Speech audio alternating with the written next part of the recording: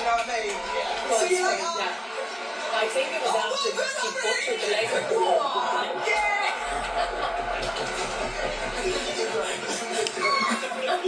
What a team. I couldn't shoot, I wasn't shooting correctly though. I'll give you talking to you later, is that right? See you later! I think you're right. And I'm really looking forward to it as well. I think the message to people that are listening is just get involved, make sure you're here, watching it next year. It's going to be so much fun. I'm unbelievably excited to see all the sports in play and continue to find today. Absolutely. And it's the Birmingham underscore 2027 are going to host some fixtures today. And also don't forget on the back of your presentations. Look, what we've seen today shows us that, if anything, this is really just the beginning. 1 year from today, the world will come here to the great city of Birmingham for the Invictus Games 2027. To bring the Games back to the UK 13 years after London 2014 obviously feels incredibly special for all of us. Not just because this is where the Invictus journey first began, but because Britain has always understood the importance of service, resilience, and standing together when it matters most. Today we've had a glimpse of what's waiting for us next summer. We've seen determination, we've seen laughter, some sweat, and we've seen people trying something new, cheering each other on, and proving once again that sport has an incredible way of bringing people together. We even had an MP running around doing the laser run, and Alison Hammond, who I think beat him. But this is just the... Happy Friday, squaddies, and welcome back to the channel. Wow, what a day. Watching that clip just made me so delighted. Let's get real about how popularity actually works, because the British tabloids clearly don't have a clue. They print these angry front-page headlines every single day, trying to convince the world that nobody likes Prince Harry anymore. But then he shows up on the ground in Birmingham, and what happens? Massive smiles, genuine warmth, and people absolutely buzzing to see him. That right there is the ultimate reality check. See, you can pay a printing press to roll out whatever toxic narrative you want, but you cannot force a crowd of ordinary people to cheer, laugh, and show genuine love. They do that because they want to. There is a massive disconnect between what the newspapers are desperately trying to manifest and what is actually happening on the streets. True public support and desperate media smear campaigns can exist at the very same time, and Birmingham completely proved it. It shows you that real popularity isn't built on slick editorial hit pieces. It's built on real human connection and how people feel when you actually show up for them. So let me ask you guys straight up. Do you think a person's real popularity is measured by a bunch of miserable newspaper headlines, or by how ordinary people react when they meet them in real life?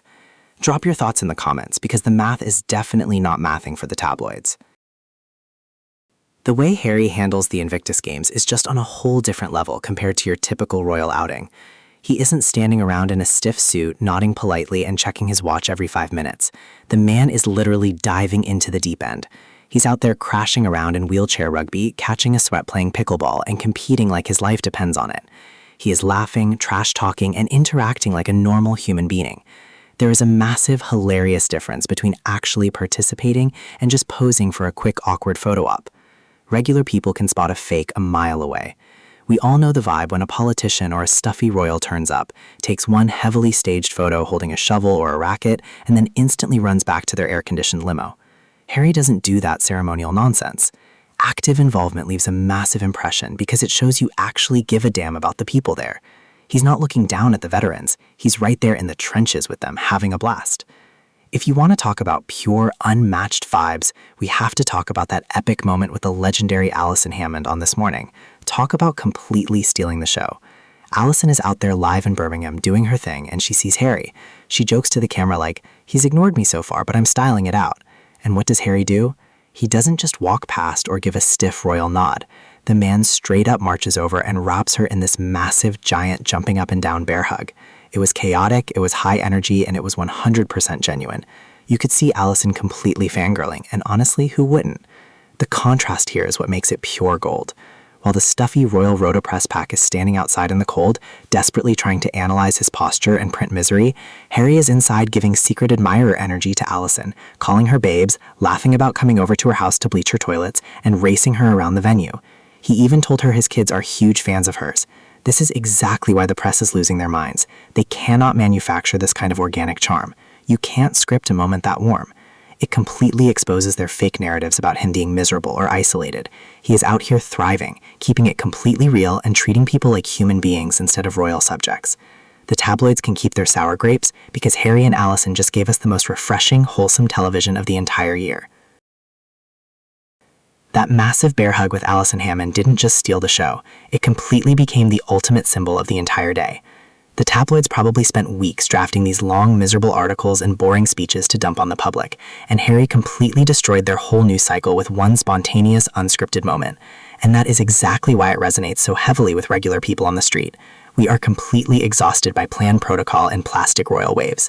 There is a night and day difference between watching someone follow a boring script versus witnessing raw, natural human interaction. You can't fake that kind of energy. A genuine high-energy laugh and a massive hug will always be 1,000,000 times more memorable than any heavily edited statement read off a teleprompter. While the haters wanted the headline to be about court drama and tension, the image everyone is actually sharing is Harry laughing, living his best life, and throwing down a giant hug on national television. It just proves that authenticity wins every single time, and the press simply cannot cope with it. The absolute state of the British media right now is pure comedy, and it perfectly exposes where their priorities lie. While Harry is on the ground actively focusing on our incredible veterans, their mental health, and their physical recovery for the countdown to Birmingham 2027, what is the press doing?